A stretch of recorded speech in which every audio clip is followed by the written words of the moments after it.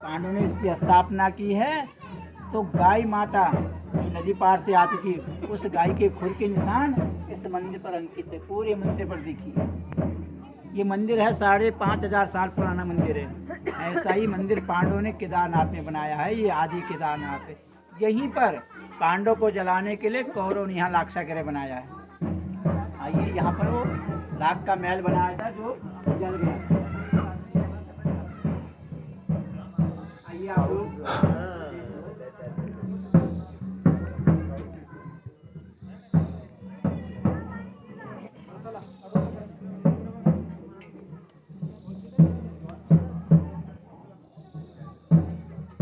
ये जो जगह है ना जी, यहीं पर पांडव को जलाने के लिए यहाँ कौरव ने यहाँ लाक्षागृह बनाया था। जब वो महल बनाया वो पूरा जल गया।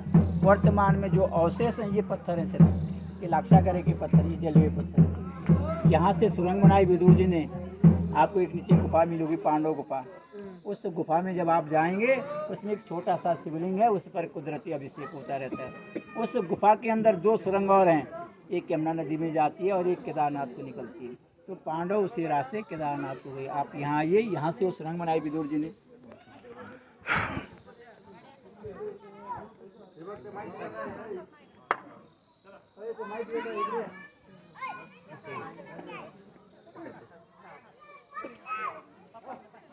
यहाँ से वो सुरंगे जो नीचे बंद कर रखी है। हाँ जी, पांडव यहीं से पांडव को विदुर जी ने उस गुफा में बाहर निकाला।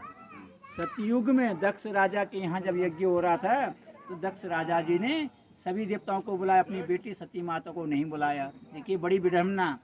तो जब माता सती पिता के घर जाती है, पिता के घर में बेटी का अपमान हो जाता है, तो जो यज्ञ हो रहा उसमें भस्म हो जाती है माता सती।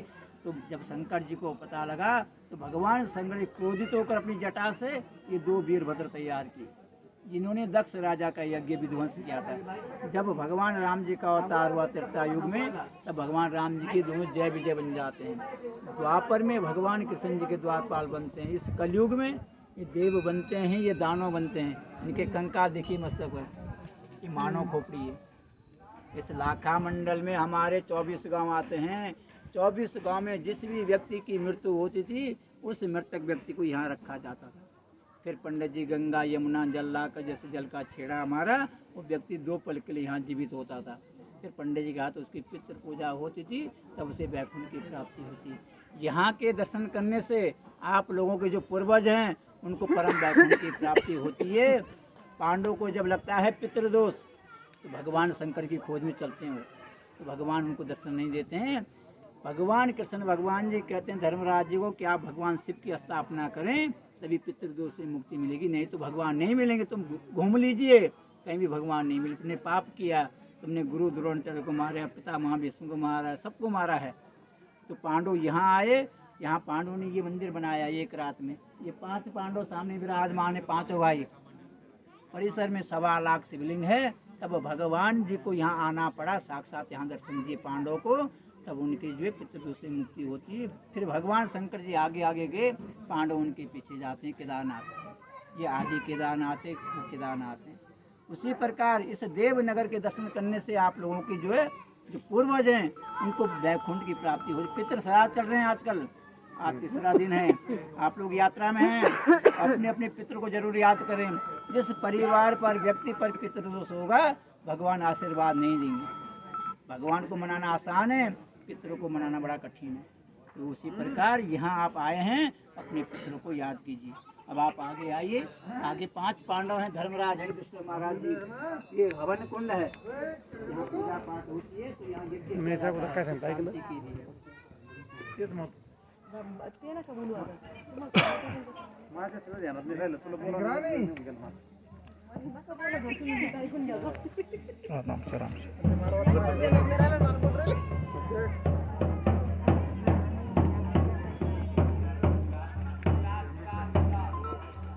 ये हैं धर्मराज युधिष्ठिर महाराज जी, पांडवों के बड़े भाई।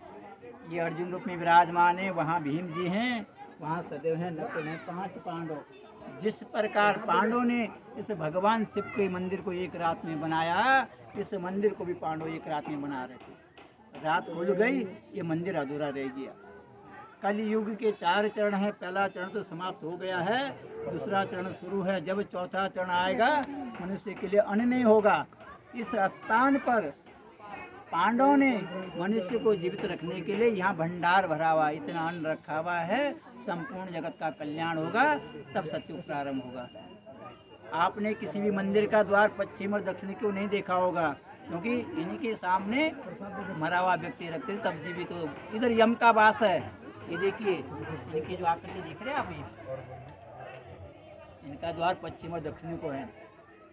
ये पहला मंदिर है जहाँ मरा हुआ व्यक्ति रखते थे, तब जीवित होता था। तो इन्हीं के दर्शन करने से आप लोगों के जो पूर्वज हैं उनको मोक्ष प्राप्त होता है। आप यात्रा में हैं, अपने पूर्वजों को याद कीजिए, उनको परम वैकुंठ की प्राप्ति हो और आपकी 4 धाम की यात्रा सफल हो। ये 5 पांडव। आगे जो शिवलिंग है जिसपे आप लोग जल चढ़ाएंगे, उसमें अपनी फोटो दिखती है। अद्भुत चिंता हर महादेव।